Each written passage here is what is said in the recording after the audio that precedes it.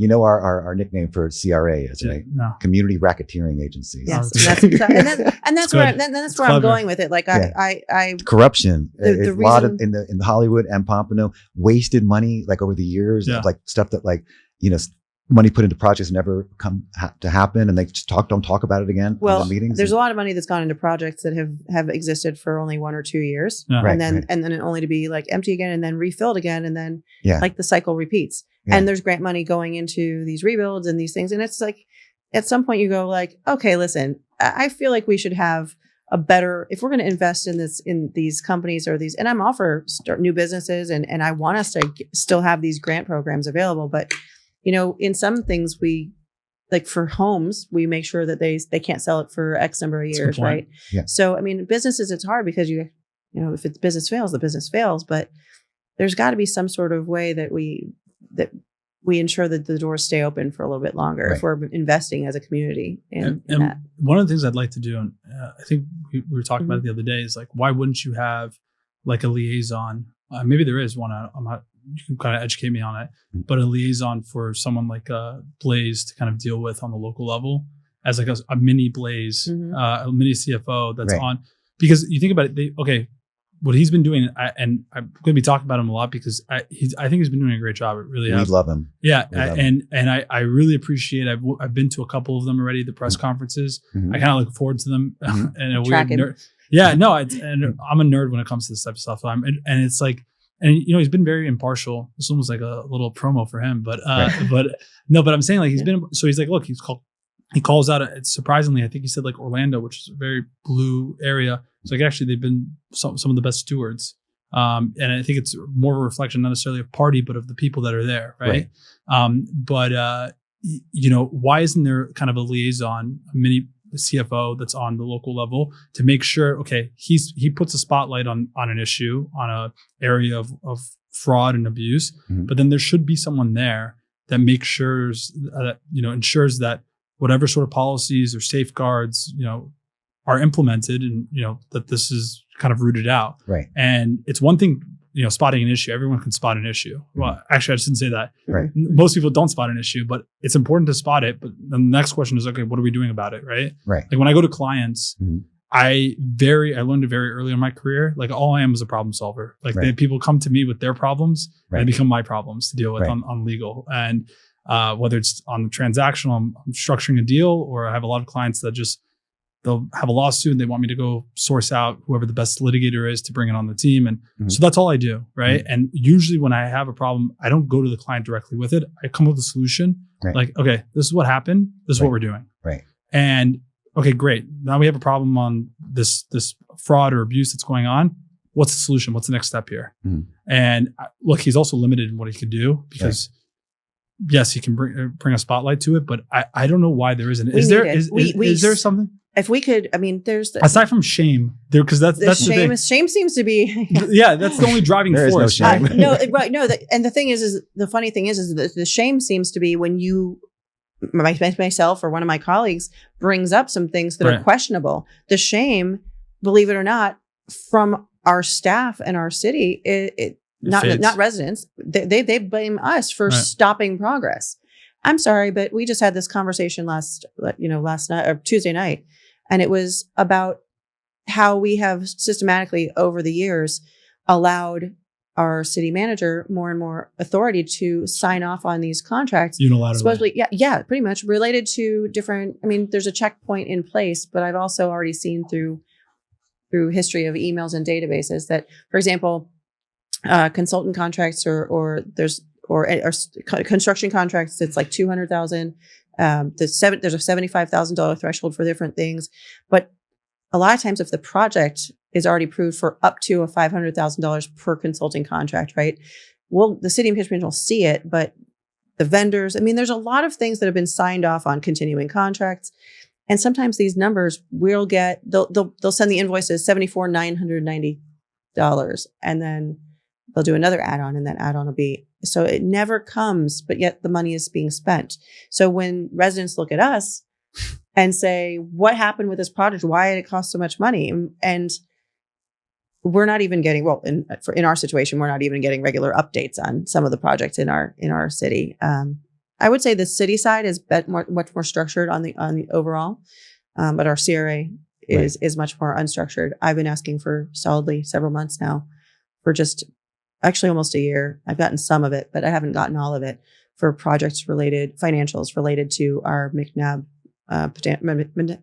Botanical Garden. I only call it McNabb Park because that's what it is. But it's also a tongue twister. I know, but we have money in the CRA, and we had money set aside, almost $9 million at the beginning of this fiscal year, and I haven't seen, even though I've asked, I haven't seen how they're spending money, but yet I read and I keep my ear on the East CRA advisory board and sort of ear to the ground on what's being spent and done. And all of a sudden you'll see something new pop up or something different, little movement somewhere. And they are talking about doing some things there right now. And God knows how much money we spent. So I would love it if we had a local liaison, because we really need to clean house. Let me ask you this. When you have a certain amount of money in the budget, is there ever a conversation where they're like, okay, I guess we could just hold this money, we don't have to spend it? Or is there like always the urge to be like, oh, if we have money, we have to spend it? No, we had money set aside. The issue is that they know that there are 3 commissioners at the moment that have issues with how the CRA is currently being run and operated, because it's currently, for the most part, being run by the consultants that we have hired to run our city and our CRA. Right. And that's another whole concept. How can you have, when you're supposed to have 2 separate pillars, right, how can you have the same consultants advise on both city and CRA projects? And it's, our line is far too blurred. But when you have money set aside, right? Is it just perfunctory that the money's going to be spent, or is there sometimes if you think about it, I think of it from a personal level, right? Okay, I made this amount of money. How am I going to spend it? Should I invest in an assistant? Maybe bring on another attorney? You know what? I'll just save this money and I'll just put it aside. Maybe I'll invest it in something else. Or is there always a need? I have money, I have to spend it. It's worse. It's worse for us. We set this money aside for this project, which could have gone to the park, but the way that they're claiming is they're going to use it for this project, and our money that's set aside is not good enough. They're actually asking us to extend they've extended the ECRA via a master plan at the moment, but they're asking us to bond out another $22.5 million to borrow against the tax increment funds. And that would then, of course, force us to keep the CRA in effect operating for the next 30 years. So it becomes truly, and the ECRA does not need to exist anymore. I think everybody just justifying its existence. It's justifying its existence. Wow. And I cannot in good conscience say, for a district that has lost a lot of green space due to development, right? And not all of it's bad. It's not a bad thing. When we have a park, a neighborhood park, it should stay a neighborhood park, and we should take the money that we have in the bank, that was almost 9 million, 8 point something, and take that money without bonding out and build a beautiful park, mm-hmm, and make it something that's spectacular. Build out, we moved the house. Let's build out the house. Let's make it a community center. We don't have one anymore in the district. We can reallocate those funds, and we can still do that and accomplish a lot of the same goals without bonding $22 million. It's one thing that I didn't appreciate. Someone else pointed it out, and then you really kind of hit it home the other day, is so people go and vote for a politician or commissioner, but in reality, you're not that person's. I mean, they're making the decision in part, but then you have this unnamed consultant, right? It's not elected. Right. And that happens also on the federal level, right? Most of the regulations that people see on the federal level, right, not passed by Congress. They're passed by the executive branches. Mm-hmm. Whether it's the CFPB, the Consumer Financial Protection Bureau, you have EPA, you have those really affect those sort of regulations that affect businesses, individuals on a day-to-day basis, more so than Congress. And they're bureaucrats, literally, and it's not pejorative. They're just career-long department officials, right, who write these laws. No one's voted for them. There's no kind of accountability, right? Mm-hmm. The only real accountability you have is when you vote for president, and then you hope that he puts a good secretary to kind of run the agency. But a lot of times they can't clean house of the entire. It's almost impossible. Right. So you have these consultants, right? And I've heard this a lot. We were talking about it also in Hollywood. But you have these consultants. Who are they? Who are they vetted? And to your point, the lines are so blurred that it's like, okay, are they really providing impartial advice? Well, and some of it, to get even more into it, some of our existing and even former staff members were employees of their consultants first, right? And who they brought them on board. They brought them on board as part of the project. And then instead of working for the company, they now work for the city. And I'm not saying that there's anything good, bad, or indifferent of that, but when you're looking at zoning changes and you're looking at the amount of money almost like 24% of the city of Pompano Beach is in a CRA at the moment. So that's a lot of money that is withheld from our tax roll or to be reinvested. And there's a lot going on, and cost of living has gone up. I mean, cost of doing business has gone up. We've talked about that. Mm-hmm. For us to have, and our Northwest district, our Northwest CRA was started in 1989. So when you think about all of the wonderful things that have happened, and I'm not saying we still have a lot of work to do. I'm not saying we don't. 2001 was for the East CRA. Even in 2001 in Pompano, like the amount of money that we could be getting now, even if we just were to sunset in 2031 as we initially had planned, because at that point we'll have the W, we'll have the Waldorf Astoria. Well, the Waldorf Astoria will be up. That's not in the CRA area, but the W is. And we have the fishing village, which is in our CRA. We have all along the Atlantic corridor, which is in our CRA. So we have the ability to have a good amount of tax revenue coming in the door just by sunsetting that. And that tax revenue can go back towards our general fund, which will help to sustain our rising police, fire, public safety, road paving costs. We won't have to continually to play this borrow from Peter, pay Paul kind of thing. Which we've been doing in the city for a number of years. And I, again, look to that as management. Is management making decisions, or is management letting consultants run the show and just standing back and is he the conduit? Because that's what it feels like. I don't want to let that go for a second, what you said, because that's like, I mean, that's crazy. What you said a second ago about a lot of these consultants worked as staffers, right? Or worked on the commission, and, they were working with the consulting companies, and then after they leave, they get jobs there, right? I mean, that's essentially what you're saying, right? Well, so we have multiple. Our current one principal of our current consulting company used to be an employee of the city, right? Right, and then started her own consulting company with not her own, but with a partner, and several employees of her company are now city employees. And think about this. Yeah. I mean, or CRA employees also. So, how are people recruited to companies? Right? It doesn't start the moment they leave a job. Usually most people, before they leave a position, they have something lined up. Right. The question is, okay, where is that lining up? How, what did that involve? And a lot of times it's like when you hear for instance, when you hear a couple, someone breaks up and then immediately afterwards, the guy's with another woman, 2 seconds. 2 seconds later. And it's like, how did they meet someone so quickly? And they almost seem like they know each other for so long. Right. Yeah. There was something going on beforehand. Right. And so to that point, how is there and it gets even worse and more complicated.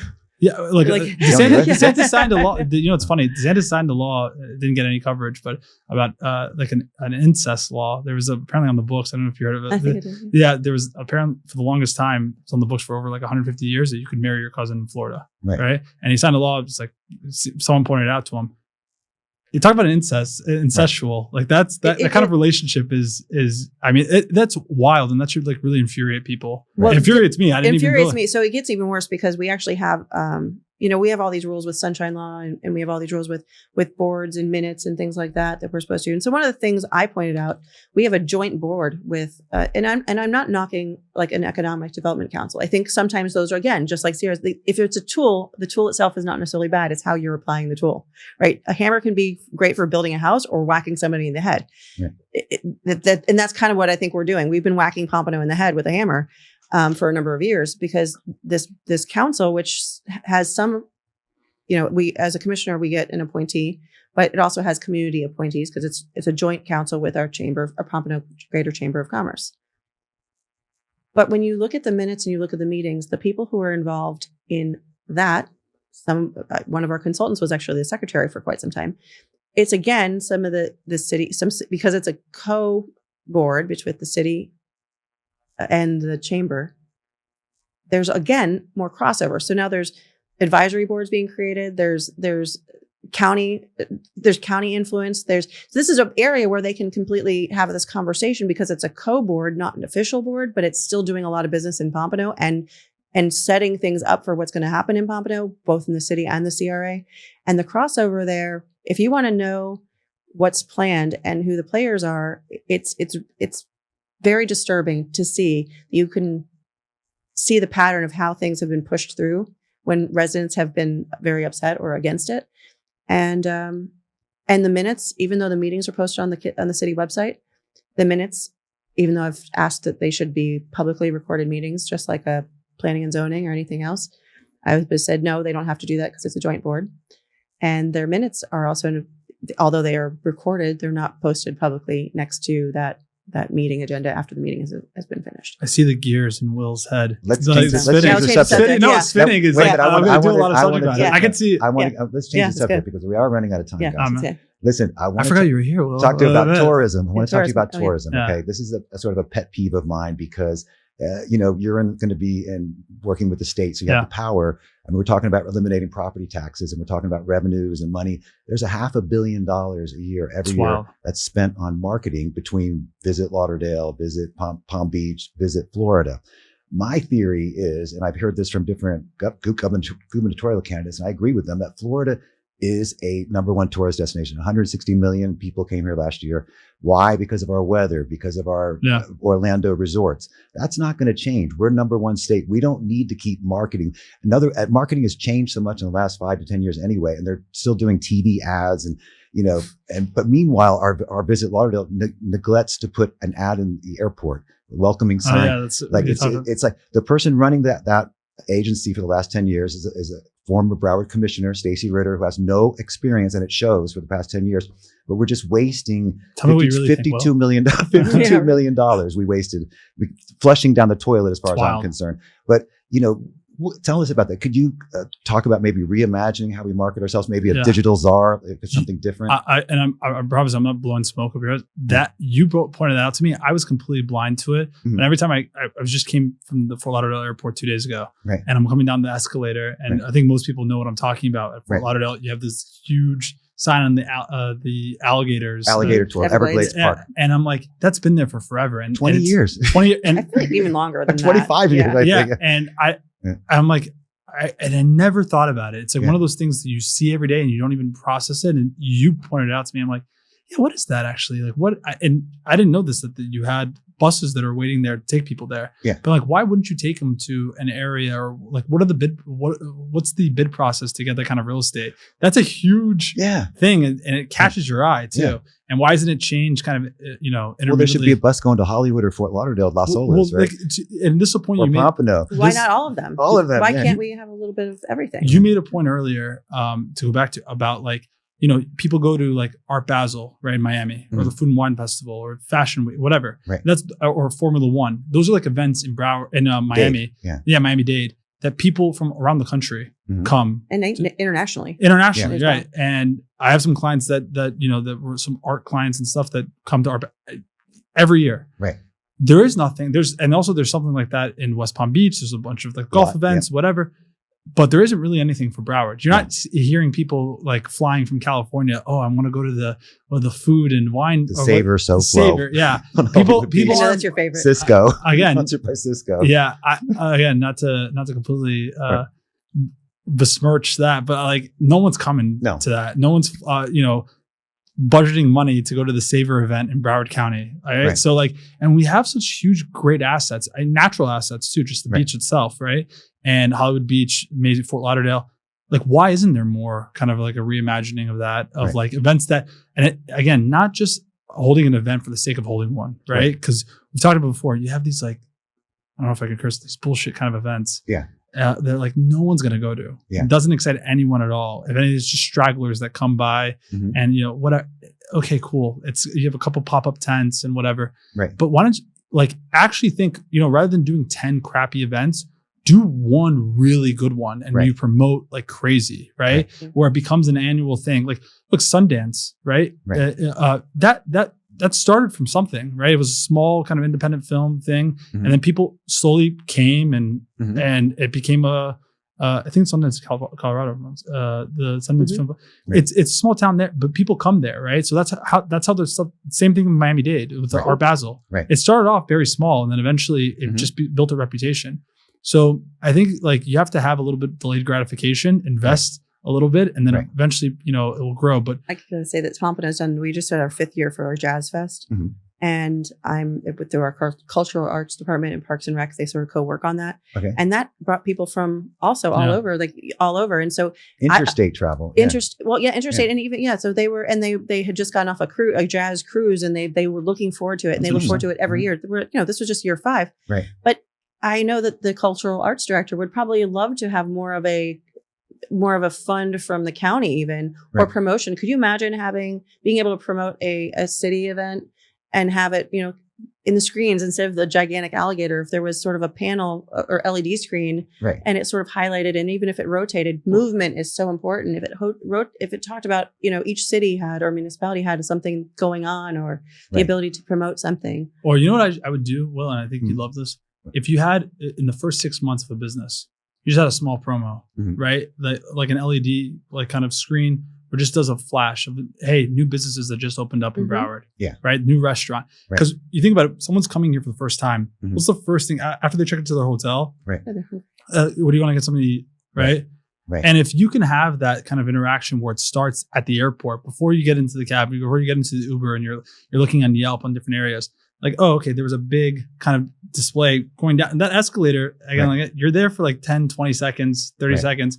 You're seeing it there at prime real estate. Right. I'm like, yeah, why wouldn't you have a shout out? I'm walking through the terminals. I look at stuff. Even by baggage claim, like QR code. So it's like, it just, it automatically updates like, hey, if you want to check out some map of local restaurants or new restaurants. But what do you think about reinvesting that $500 million into like our parks, or upgrading, the state parks, like the ones with springs are all so dated. And I've never been. What? The ones that like Wiki-Waki Springs. Have you been to these? Wiki-Waki. The hot springs in the in the middle of the state. Oh, I think yeah. They're all run down. They're all like the state. They're all state owned, and like our state park, Seaway Park. John, the one by the beach is very just mediocre. I mean, it could be much loser for tourists. I mean, I look the new one that opened up the Huizinga. I look at Costa Rica, like a place like Costa Rica. They really invested in their tourism infrastructure, like making their parks like ecotourism sites for sure. Like this kind of stuff, like. That would be a better investment than we spent $52 million in Fort Lauderdale last year. What was that thing that we talked about, like a CNN promo? It was $1 million. We spent how much? $1 million to be on CNN. For like 10 seconds? And we spent $1 million to be on the Sphere in Las Vegas on the side of that, with like a cartoon. For what? Again, like there's no return on investment. What was it promoting? It was promoting Broward County, Visit Lauderdale. And also we were in Times Square for the ball drop. Again, there's no sort of like measurable ROI with those type of investments. Meanwhile, we're not on TikTok. Where Palm Beach has been on TikTok since 2020. They leaned into being a part of the story. My opinion is people already have an opinion formed and an itinerary before they even get here. And that's the way I travel. I have a question about, and this will be maybe offline, but like with CNN and the Sphere and Times Square, like, are they using a certain marketing agency or something? Like, of course. This very expensive local agency. That's like, again, like I think they could have a New York agency would probably give them more creative ideas. Also, too, even if it's a local agency, I'm just like, the collateral is not even that interesting. Preference for a local agency too. Why wouldn't you have a preference? If you're going to use look, if you're going to have to use third-party vendors, wouldn't there be a preference for Florida? Well, no. Sometimes you want to have a high intellect. You're going to go to the best. You're going to go to New York. I'd rather go. Listen, you might think it's the best. Okay, no, it's the major leagues of cities. I know. I lived in New York. I'm telling you, New York. I'm telling you that the quality of sort of like a professional services is just a notch lower here. Especially when it comes to creative marketing, it's a very nuanced area. Yeah, but I'm not taking that away from it. But you know what? The same way that we're all kind of energized because we live in this community, and you have a stake in it. Like I just think in general, or at least have it an open process, an open bid process, right? Where there's at least some oversight there, right?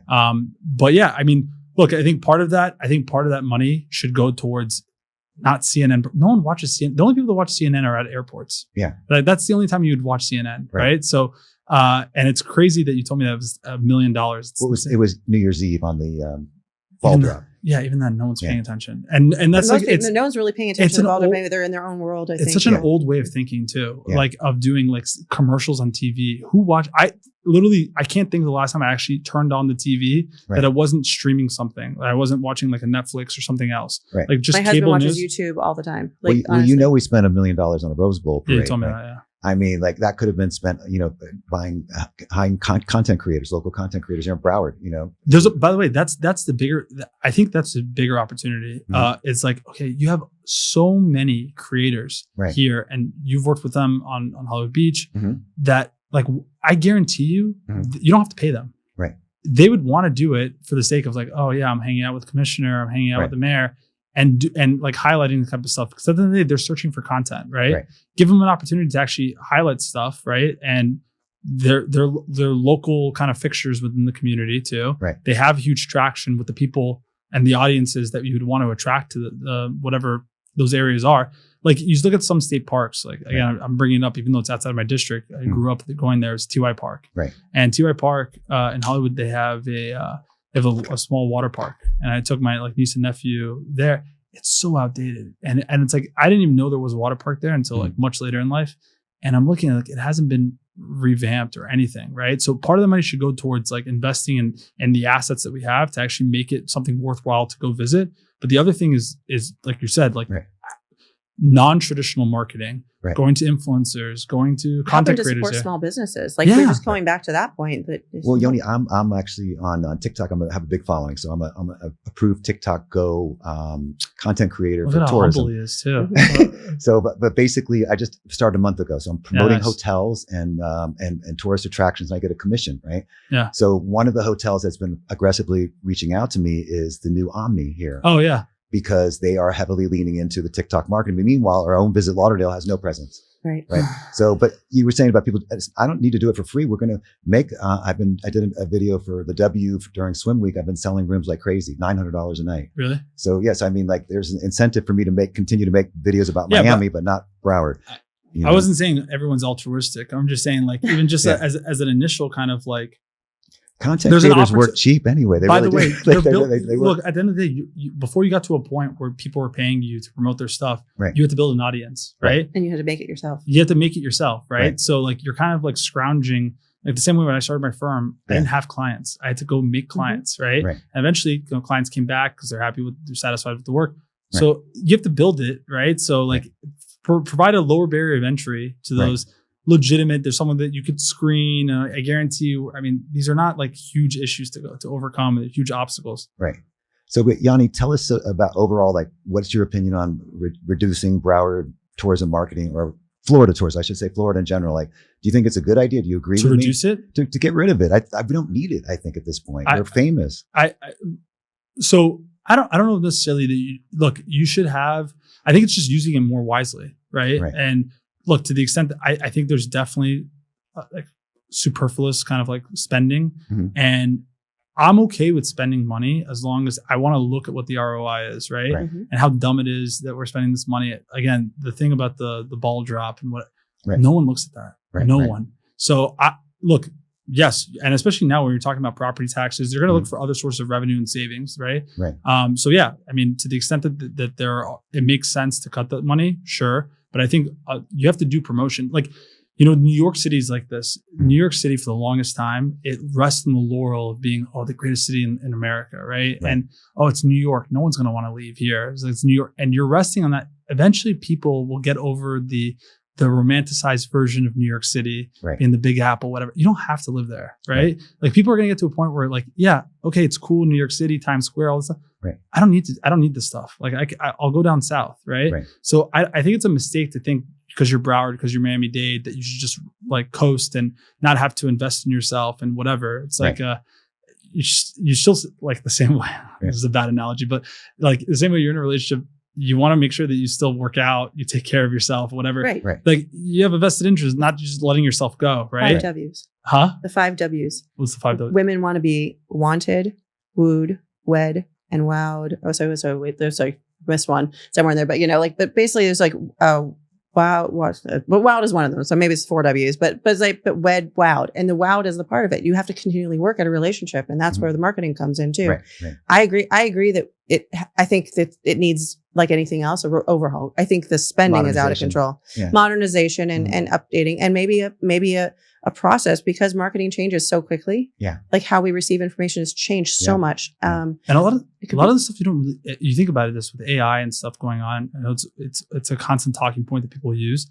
do you really need someone to do like a copyright for and like you're hiring someone thousands of dollars to write a copyright for an ad or like a magazine? Kind of, for the most part, you can use an AI for that.